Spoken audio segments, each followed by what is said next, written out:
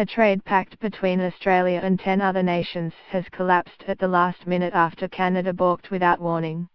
Prime Minister Malcolm Turnbull hoped to seal the revived Trans-Pacific Partnership deal at the Asia-Pacific Economic Cooperation Summit in Vietnam.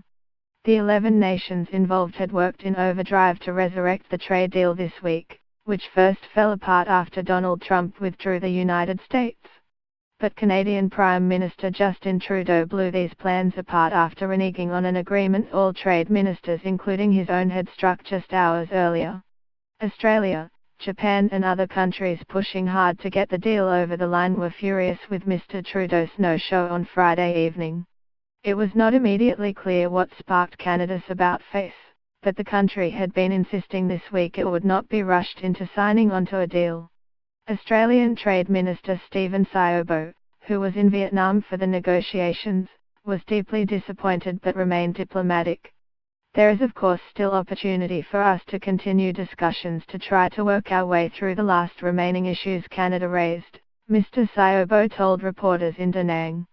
But at this point in time it would appear, at the request of Canada, we've been unable to have leaders achieve a resolution today.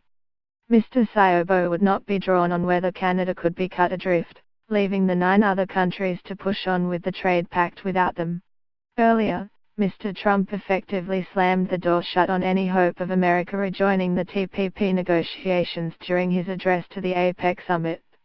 The U.S. president said he was willing to strike trade deals with Pacific nations, but only on a country-to-country basis.